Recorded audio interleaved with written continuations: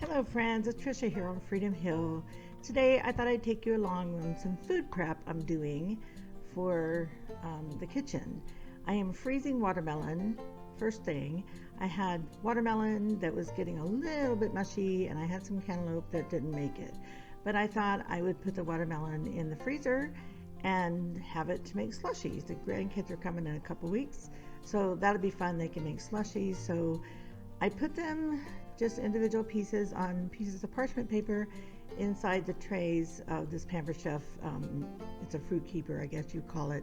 Anyway, so I laid them in separate so they weren't touching, and I put them right into the freezer to get flash frozen, and then I could take them out and put them into plastic bags, and I'll show you that later to adjust this. There you go. They all fit in very nicely.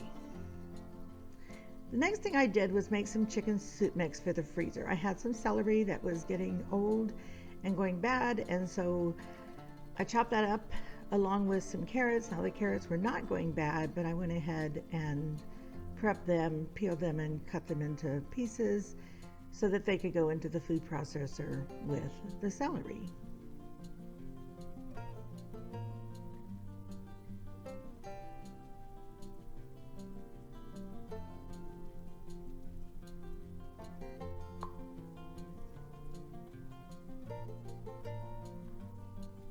So once they were done, I posted a few times just to get those things started. And I also had an onion, which really wasn't very old, but it was starting to get soft around the edges. So I went ahead and put that whole onion in there. So posted just a little bit more. And then I added the remainder of some rotisserie chicken I'd had, and I posted a little bit. Now I did go in there and kind of stir it up with my big knife for a minute, but basically it's chicken soup starter.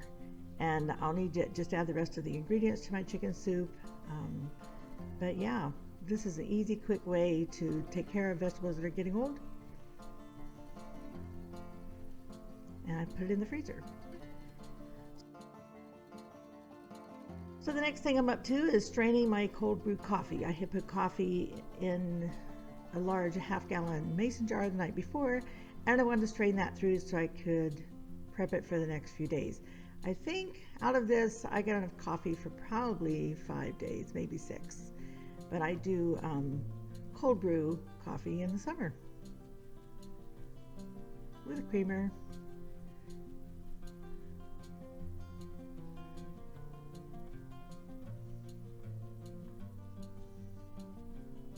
I actually ended up with more than I anticipated, so I was pretty happy about that. It's always good to have more coffee rather than less. And then I'm going to show you the mess I made. My sink was full and it was a huge mess, but I cleaned it up later. And then once the watermelon, this is a few hours later, the watermelon was frozen.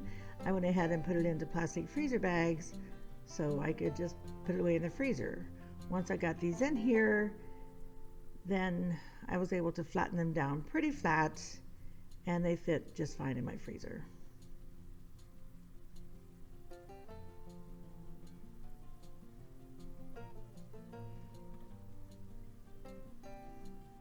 I get these freezer bags at Aldi, and they are just as good as the name brands, but they're a whole lot cheaper, and I use them quite a bit when I make freezer meals or freezing fruit for slushies or whatever.